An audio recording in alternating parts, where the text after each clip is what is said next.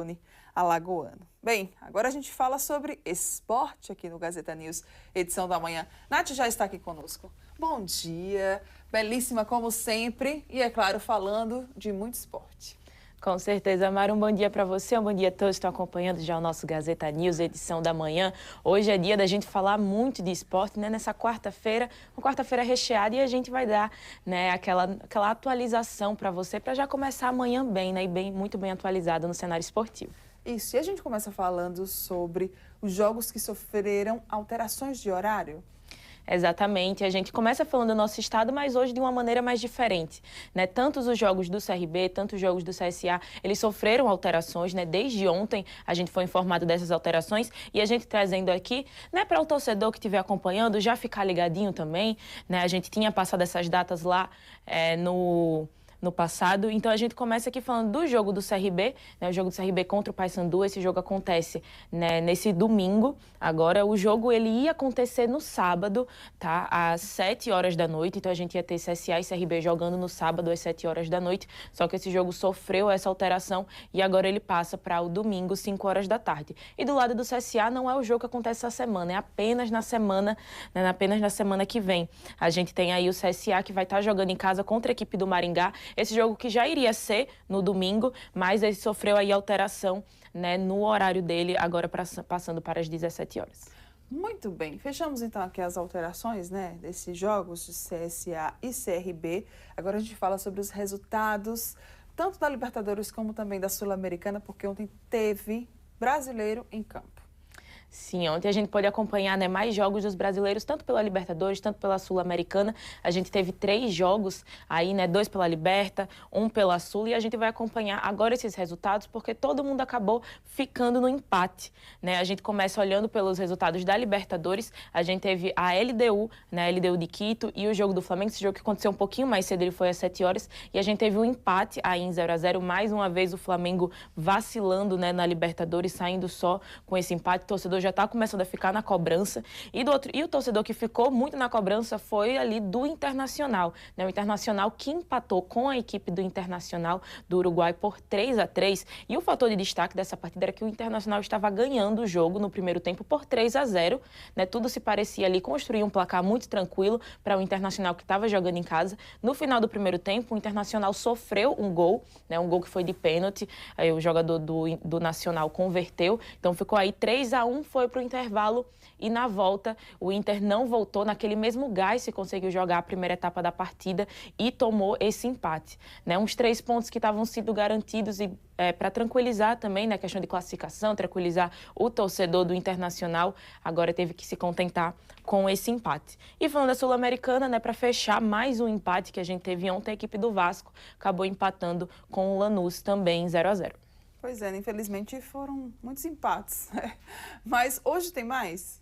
Hoje tem mais, que hoje a gente não tenha tantos empates assim, que hoje a gente possa consiga, ter... né, ter vitórias.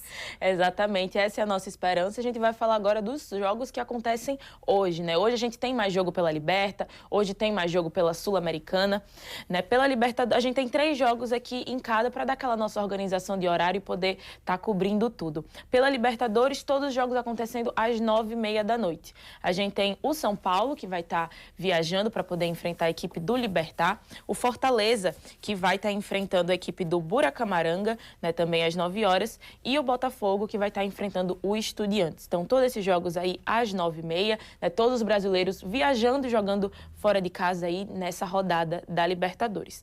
Passando agora para a Sul-Americana, também temos 3 partidas, né, começando com a primeira partida, a partida do Fluminense. O Fluminense que vai estar enfrentando o União Espanhola, esse jogo, como eu mencionei, um pouquinho mais cedo, às 7 da noite, e mais tarde, às 9h30, 2 partidas. O Vitória, que vai estar jogando em casa, né? O Vitória que vai estar enfrentando a equipe do Cerro Largo em casa, às 9h30 da noite, e também no mesmo horário, a equipe do Atlético Mineiro, que vai estar viajando para enfrentar o Caracas. Muito bem, então também tem jogo hoje aí para a gente poder acompanhar, né? E amanhã, Nath, sempre aqui trazendo os resultados para a gente. Fechamos o futebol, Nath?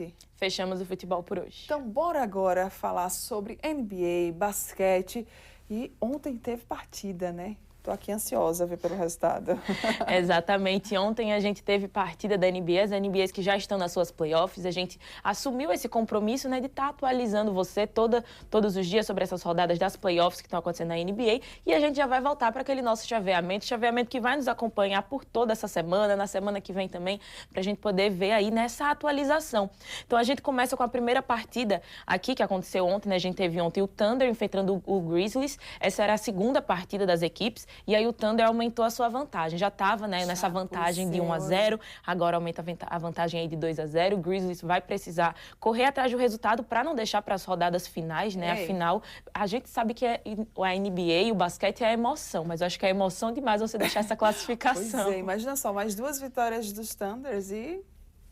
Exatamente, já a gente passam. vendo aí, apesar de ser no começo, né, a gente já vendo que algumas equipes ali já estão conseguindo se adiantar. A outra partida que a gente teve ontem é que ficou tudo igual, né, os Lakers enfrentaram os Timberwolves, a gente viu ontem que os Timberwolves estavam com essa vantagem, né, foi até uma surpresa, os Lakers sempre um dos favoritos aí nas playoffs da NBA, os Timberwolves estavam na vantagem, Lakers e a equipe dos Timberwolves entraram em quadra ontem e deu Lakers, né, Lakers garantiu essa vitória, uma vitória que tranquilizou, né, deixando agora tudo igual nesse empate, né, a gente costuma falar assim, por 1-1. E lá do outro lado da Conferência Leste, quem também entrou em quadra foram os Pacers contra os Milwaukee Bucks, né, os Pacers já tinham também, assim como o Thunder, a gente mencionou, os Pacers também estavam com essa vantagem, né, de 1-0 aí nas partidas. Ontem, Pacers e Bucks se enfrentaram novamente e o Pacers conseguiu aumentar aí a sua vantagem para esse 2-0. A gente já vendo, né, aos poucos, né, as equipes ali garantindo as suas vantagens, outras precisando correr atrás do resultado,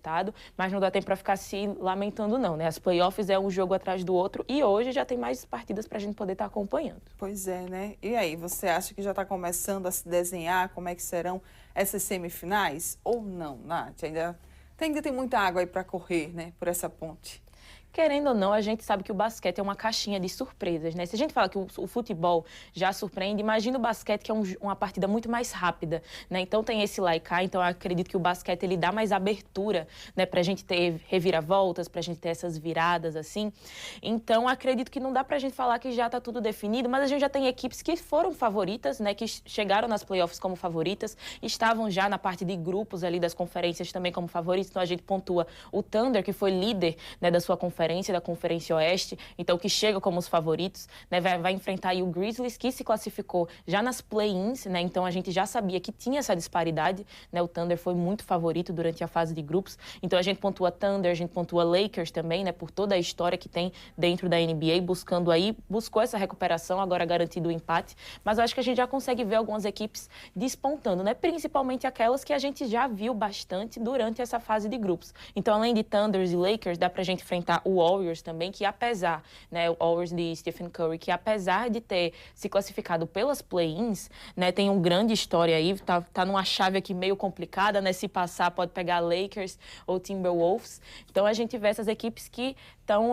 procurando correr atrás desse resultado para garantir. E quando a gente fala lá da Conferência Leste, né, além dos Pacers que já estão nessa vantagem, aí a gente tem a equipe dos Cavaliers também, que foram líderes do seu grupo da Conferência Leste, como também o Celtic, que se destacou bastante. Então a gente já vê nessas equipes que acabaram trazendo o favoritismo que tinham no começo da competição também para as playoffs. Pois é, né? Vamos aguardar, então. Fechamos aqui com o basquete? A gente vai dar uma olhadinha nas partidas que a gente tem hoje, porque ainda. A NBA não para. Ontem a gente teve 3 partidas, hoje a gente tem mais 3 partidas, e é exatamente daquelas equipes que a gente já estava apontando o favoritismo, né? Do lado aqui da mesma conferência, a gente tem o Celtic, que vai estar enfrentando o Orlando Magic. Esse jogo acontece às 8 horas da noite, relembrando que o Celtic está com essa vantagem de 1-0. Quem também dá vantagem de 1-0 é a equipe dos Cavaliers, que vai estar enfrentando o Miami Heat. E esse jogo um pouquinho mais tarde, né, às 8h30. E às 11 horas, para finalizar, agora do outro lado da conferência, quem vai estar entrando em quadra são os Warriors contra os Rockets. Né, às 11 horas essa partida, e os Warriors estão com essa vantagem. Então é uma oportunidade aqui de quem já está com esse 1-0 ou aumentar a sua vantagem, ou a gente ter Orlando Magic, Miami Heat e os Rockets diminuírem, né, essa disparidade, atrás, né? Correr atrás, deixar tudo empatado para deixar a emoção ali para as rodadas finais das playoffs. Eu sou a favor também da emoção, porque eu não torço, então tá tudo certo.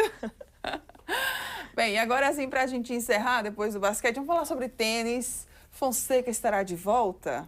Com certeza o tênis voltou, né? A gente tá ali mantendo só futebol e basquete e agora o tênis voltou. A gente tava com saudade de falar de tênis e a gente tava com saudade de falar dele, de João Fonseca. Que se tem tênis, tem João Fonseca.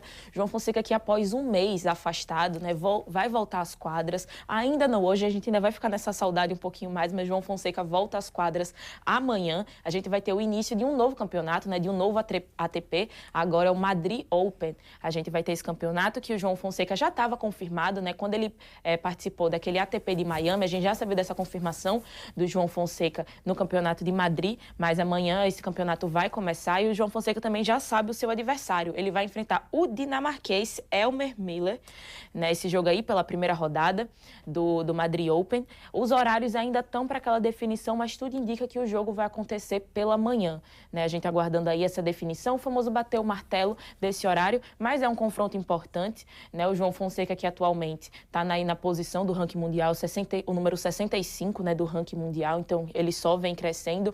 Do outro lado, o dinamarquês, ele no ranking do ATP, ele está na posição 114, que também é um jovem, tá? O João Fonseca tem apenas 18 anos, mas o Elmer é só um pouquinho mais velho, que tem 23. Então é um jogo que a gente pode esperar nessa juventude aí do tênis presente em quadra e a gente fica com essa ansiedade, todo mundo querendo rever, né, o João Fonseca de volta às quadras. Verdade, né? Ai, tomara que venha resultado positivo aí pela frente. A gente torce por isso. Nath, a gente